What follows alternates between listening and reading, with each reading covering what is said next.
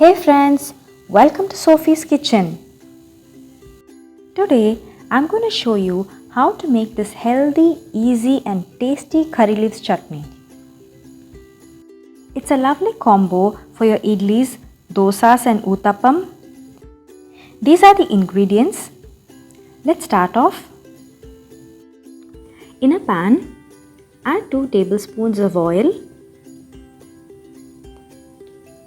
1 chopped onion, 1 chopped tomato, 1 tablespoon chopped ginger, 1 tablespoon chopped garlic. Add 4 red chillies, required salt and keep it on sim for about 10 minutes.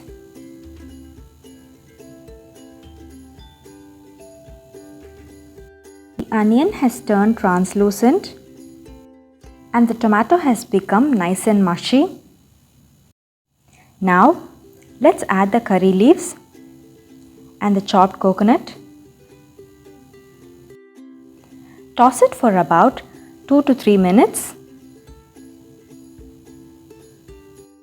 Now put off the stove and add tamarind water as per your taste.